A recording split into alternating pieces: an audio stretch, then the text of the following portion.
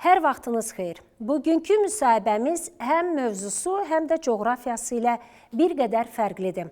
Biz bugün zaman və məsafə anlayışını bir kənara qoyub Bakıdan düz 11 min kilometr uzağa, Amerikanın Kaliforniya ştatına, San Diego şəhərinə bağlanırıq. Müsahibim isə hamımızın çox sevdiyi Azərbaycan kinosunun incilərindən olan Şərikli Çörək filminin unudulmaz vaqifi Kamran Rəcəblidir. Amma biz bugün Kamran bəylə təkcə onun aktyorluq keçmişindən danışmayacağıq. Onu bizə bağlayan daha dərin bir bağ var. Kamran bəy Azərbaycan kənd təsərrüfatı elminin banilərindən biri, görkəmli akademik Əhməd Rəcəblinin nəvəsidir. Böyük bir alimin irsi illər sonra tapılan xatirələr və Şərikli Çörəkdən Kaliforniyaya qədər uzanan maraqlı bir həyat yolu.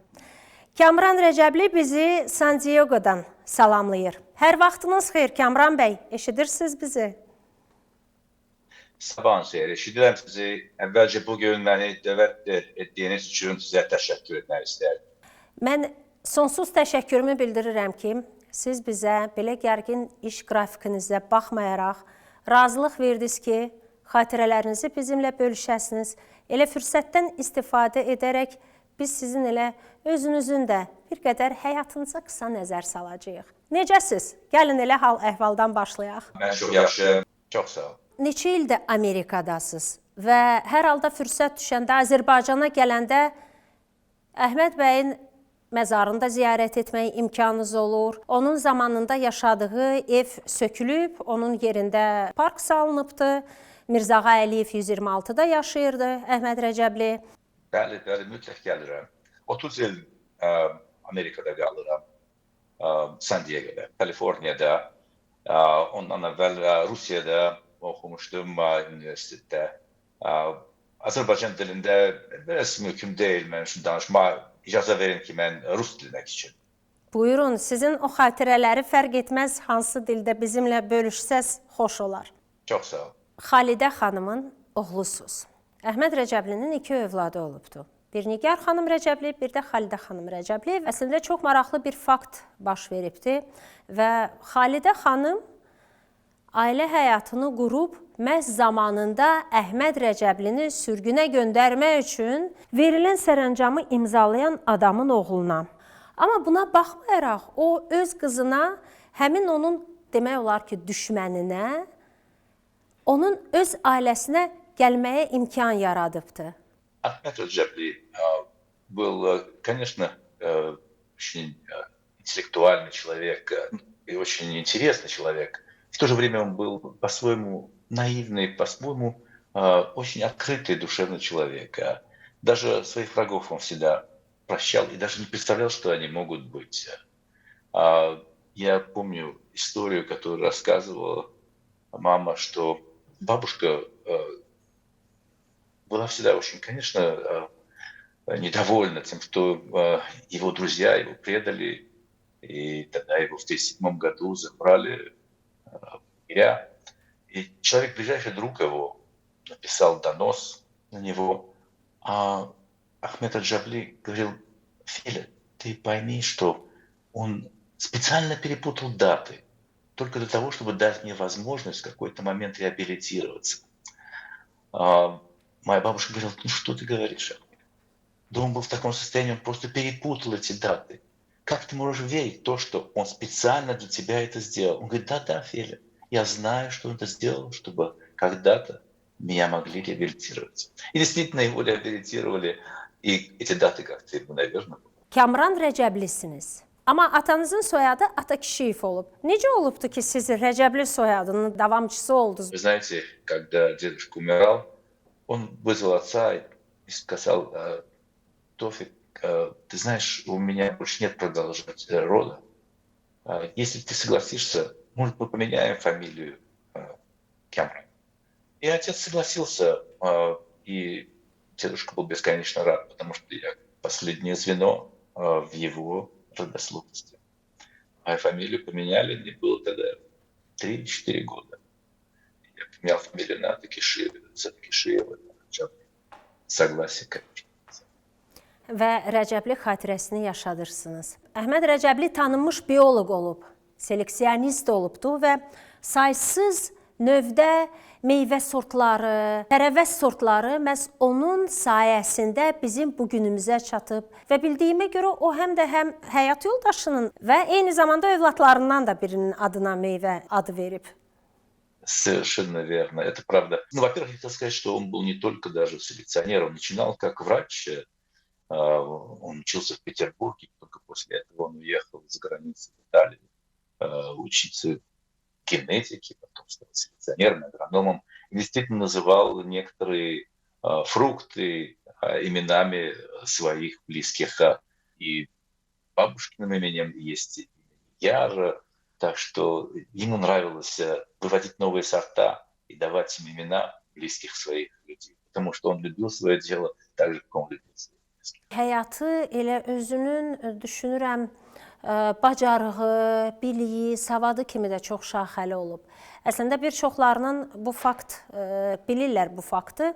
Əhməd Rəcəbli Azərbaycan Xalq Cümhuriyyəti dövründə İtaliyaya göndərilən 100 tələbə sırasında olubdu və o İtaliyanın Perugia şəhərində təhsil alıbdı. Он действительно уехал учиться в Италию, посланный тогда мусульманским правительством Азербайджана, и долгое время пробыл в Италии, прошел с рюкзаком за спиной почти всю Европу. Он говорил на многих языках совершенно свободно, говорил на итальянском, французском, немецком, нескольких языках. Я даже не знаю, сколько языков он тогда освоил. Был изумительно эрудированный человек, знал различные культуры, и притом не просто их знал, он понимал, читая на языке оригинала. Хотел еще сказать, что, вы знаете, конечно, интеллектуальность его была замечательна, но вот я в своей жизни понял, что важно даже не просто интеллектуальность в этой жизни, а комбинация интеллектуальности и добра. Вот такая мудрая доброта, она встречается редко. И вот таким человеком был Ахмед Реджеб. Mən eşitdiyimə görə, bilmirəm indi nə qədər siz o faktı təsdiqləyəcəksiniz. Əhməd Rəcəblinin bir gözü zəif görürdü. Hətta deyilənə görə tamamilə görmürdü. Nə qədər düzgündür bu fakt? Я, честно скажу вам точно, это подтвердить не могу. Возможно. Я часто видел, что у него было много фотографий в профиль, и, может быть, действительно так оно и есть. Даже на его фотографии с итальянского паспорта он в профиле. Я не знаю, действительно, это из-за глаза или нет. Возможно. Fəhimə xanım Şuşada doğulubdu və 102 yaşında səhv etmirəmsə. Совершенно верно. Ей было 102 года, когда она умерла. Она из рода Мехтебеков, из рода Беев, и родилась и выросла в Шуше. У них там было большое имение. Так что, да, вы правы, она дожила до преклонных. И до самого последнего момента была в ясном уме. Əhməd Rəcəbli 2 dəfə sürgündə olub. Baxmayaraq ki, o möhtəşəm biliyə malik idi. O kənd təsərrüfatı elminə verdiyi töhfələri böyük idi. Amma təəssüf ki, görkəmli akademiki 2 dəfə sürgünə göndəriblər. Bir dəfə Maqadanda olub, ikinci dəfə isə Qazaxstanda olub. Да, действительно, 2 раза он был в ссылке, в лагерях. Первый раз после 7 или 8 лет его отпустили, а потом обратно отправили в лагеря. Выживали они там удивительным образом, потому что, вы же понимаете, тогда сажали интеллигенцию вместе с криминалом, но он очень хорошо разбирался как в медицине, так и в селекционерах в области агрономии. Он знал растения, травы и лечил людей, которые там были, и они его невероятно уважали. Он был для них очень важным человеком в этом лагере, который знал, как лечить. 15 лет в лагерях, конечно, его серьезно подточили его здоровье, но он сумел выжить и вернулся обратно. После этого добился очень много как научный работник, как исследователь, и стал академиком. Əslində mən bir qədər tarixi bildiyimə görə və artıq sizinlə öncədən danışdığıma görə, Əhməd Rəcəblinin vəfatı tarixini bildiyimə görə 1963-cü ildə vəfat edib və O vəfat edəndə sizin hardasa bir 4 yaşınız səhv etmirəmsə var idi və bir çoxları düşünür ki, mən söhbət eləyəndə hamı deyirdi ki, onda o babasına görə filmə çəkilibdi. Mən də deyirdim ki, xeyr, əslində heç də belə olmayıbdı. Нет, это никак не связано с моим дедушкой. Это произошла случайная встреча с режиссером Шамилем Махмудбековым в магазине «Свет» на Торговой. Я был маленький, мне было 6 лет, бегал по всему магазину, энергии тоже было много, сокрушал колоссальное количество светового оборудования, и вдруг меня кто-то просто перехватил, поймал за руку, слава богу, и подошла мама, едва меня хотевшая признать, после того, как она увидела, что творилось в магазине, сколько я там порушил. И Шамиль Махмудбеков предложил прийти на пробу. Но я тогда понял, что это был мой единственный способ выйти из магазина невредимым. И, конечно, согласился. Я не понимал, что такое проба, кино. А мама бессловесно так вот тоже на все соглашалась. Конечно, это была просто случайность. Первая проба, первый фильм «Земля, море, огонь, небо». Ну, а после этого фильма, конечно, меня уже знали, приглашали на съемки фильма «Поровну», «Скрипки». Нет, никак не связано было с временем. Buradan əslində belə bir sual yaranır ki, çox qəribədir. Sizin danışdığınız balaca Kamran heç də kinoda rol alan Vaqifə oxşamır. Rejissor onu çox nadinc, mağazada səs-küy salan bir Kamranı görür, amma tamamilə fərqli bir obrazı dəvət edir və siz də Şamil Mahmudbəyevin istəyini həyata keçirə bilirsiniz. Ну, я вижу в этом, конечно, большую заслугу режиссера Шамиля Махмудбекова и Симо Джагова, замечательного режиссера, и, я бы сказал, прекрасного оператора. Они работали вместе с Шамилем Махмудбековым, снимали замечательные фильмы, «Порно» был один из них. Шамиль Махмудбеков умел работать с детьми, он умел находить правильные слова, правильный подход, правильное выражение лица. Ему доверяли, и он мог слепить из любого maленького mальчика героя filma. Babanız görkəmli alim olub, sizin özünüzün uşaqlığı kino ilə bağlı olub, amma siz bu sahənin heç birini seçməmisiniz. Так получилось, что я остановился и перестал играть в кино, повзрослел, меня заинтересовали другие вещи, связанные с инженерным ремеслом, наукой. Мне всегда нравилось кино, для меня это было эмоциональным подъемом, но я понимал, что, конечно, моя стезя, наверное, больше в плане научном. И бабушка была у меня кандидатом физико-математических наук, и папа работал в инженерной деятельности, мама была врачом. То есть все как-то занимались какой-то наукой, исследованием. Для меня всегда это было вдохновением. Семья и родители, которые занимались чем-то другим. Актерское мастерство было замечательное, интереснейшее детство. Но я понимал, что мое будущее лежит в другом профессиональном пути. Я закончил энергетический институт в Москве, защитил диссертацию. А в Америке я занимаюсь приблизительно тем же. Работаю с энергообъединениями, являюсь инженером, консультантом, помогаю им разобраться и наладить системы управления электроэнергетической сетью, новые системы СКАДА, торговли электроэнергии. Кстати, я приезжал и в Азербайджан, и помогал Азербайджану тоже построить первую систему управления энергосистемы Азереnergy. И очень рад, что совместно с Азереnergy мы сумели создать очень хорошую, надежную энергосистему Азербайджана. Ну, о своей жизни могу рассказать, что живу в Сан-Диего, в Калифорнии. У меня 4 детей, э, которым я бесконечно рад. Наверное, самое лучшее, что произошло со мной в жизни, это мои дети. Allah saxlasın və hamınıza uzun və sağlam ömür arzu edirəm. Və Kəmran bəy, maraqlıdır.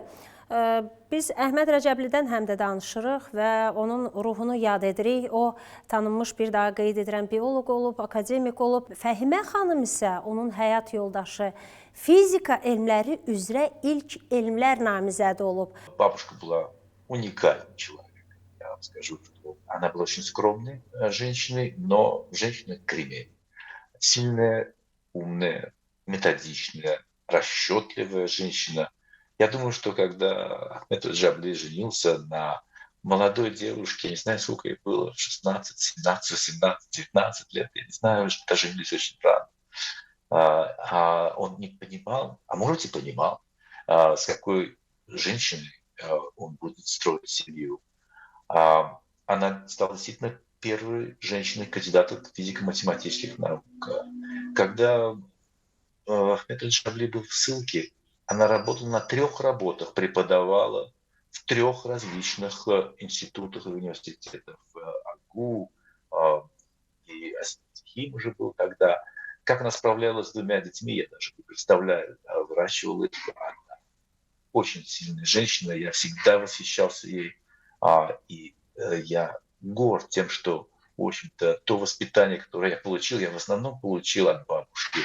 И считаю, что многое, наверное, унаследовал от нее в плане физико-математических, наверное, способностей. Я считаю, что бабушка была достойной супругой и спутницей жизни для Ахмеда Аль-Джабли. И 15 лет ждала ссылки своего мужа. И когда он вернулся, они прожили вместе только лишь, наверное, 10-12 лет. В 60-х годах он умер от сердечного приступа. И после этого бабушка взяла на себя функции полностью, так сказать, воспитать детей. Мои родители были заняты, работали. А она взяла на себя дом, семью. И я все время фактически свое детство помню, как проводил с ней. Она продолжала работать очень долго, преподавала и дожила до 102 лет в совершенно ясном уме. У Ахмеда Джабли было 2 дочери. Нидия Ханума, она училась в Москве, осталась жить в Москве.